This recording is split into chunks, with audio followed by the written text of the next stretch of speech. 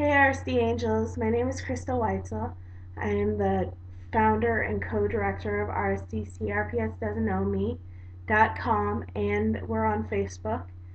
I just want to make this video because I usually don't get out there, and I usually type to you guys online or I type in emails, but I felt this was important to make a video and direct it exactly to each and every RSD Angel and remind each and every one of us that how very special we are. We are beyond special. How many of us walk through pain 24/7, 365 days a year, and we're still here? And as I say, I know it sounds cliche, but you can only make a diamond through a lot of heat and pressure, but most importantly, time. And each and every one of us are an RSD angel. We are a diamond through and through. I can't tell you how important that is. And we're unique. We're mothers, fathers, sons, daughters, aunts, uncles, grandparents. I mean, we're everything up and down the scale. And yet we still are here and we're still trudging through. We have this pain day in and day out. And we need to remember that no matter what the pain and no matter how bad the day may look, there's always a new tomorrow. And I know it's frustrating for me. I've had RSD for a while now, as has my whole entire staff. We even have one with lupus. I mean, we understand. We completely understand what it's like to go through a day and want to just crawl into a ball and not do anything, and to be angry with your spouse, your parents, or your grandparents, or whoever, your coworkers, and feel like they don't understand because they can never understand what you're going through because they're not in pain, but they still want to be there for you. Even though they feel frustrated along with you, they still want to be there. And there is life after diagnosis.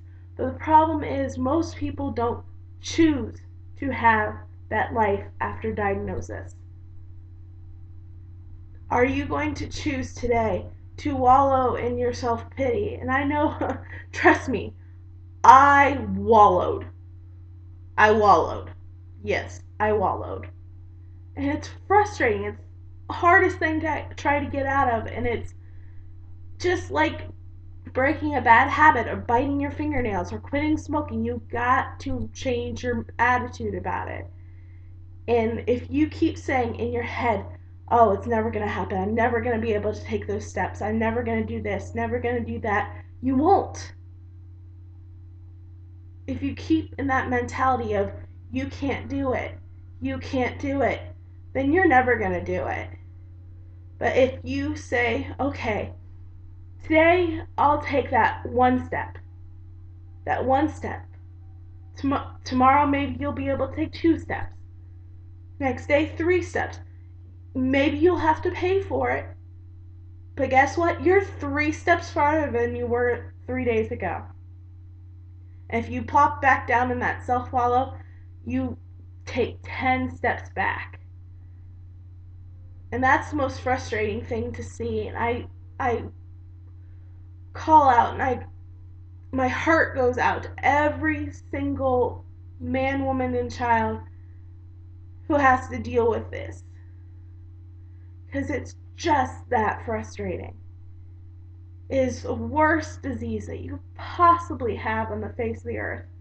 And I believe that.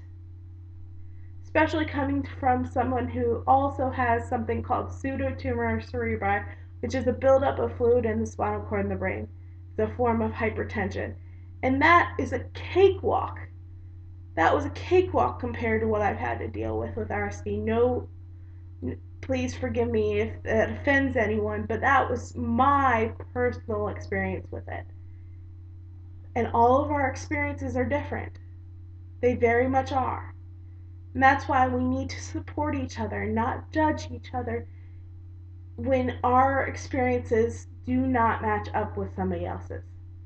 We might understand the extremity of the pain, but that never walk, as they say, walk a million miles in somebody's shoes before you try to judge them. It's kind of like that. But there's so many different situations that we get put into that we can't judge each other.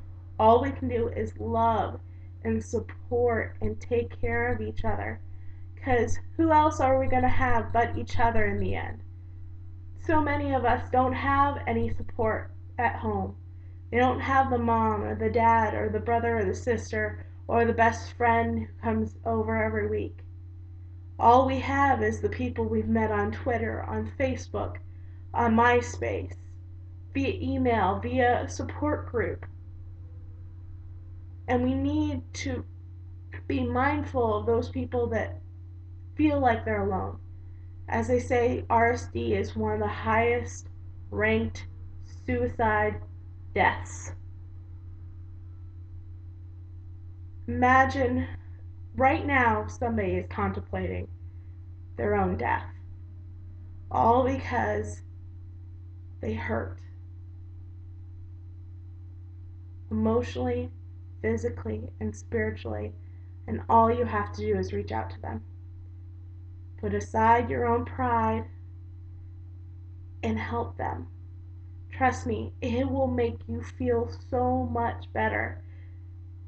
I cannot tell you how much it means to me to hear from my RC Angel friends and just have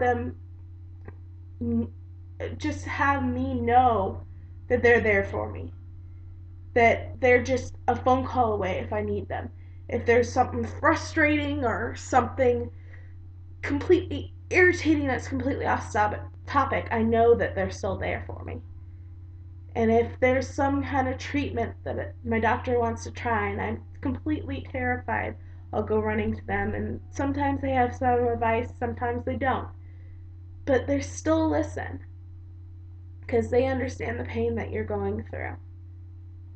And you need, I cannot stress how much you need RSD Angel friends. And make sure you choose them wisely, because the ones that you do choose will become your second family. I cannot tell you how many of my RSD friends I have had from the beginning of my RSD, from diagnosis all the way till now.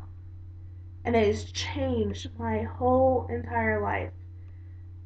It's amazing, I'm telling you.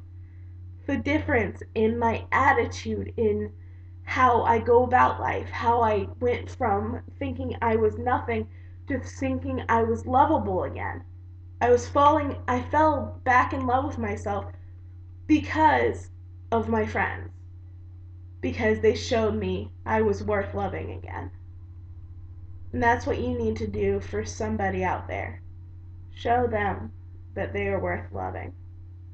So I really hope you guys have a great evening, and low pain hugs to everybody, and have a nice new year. This is the new year. It's time to make a choice. What are you going to do in 2012? What's your choice? Have a nice night, guys.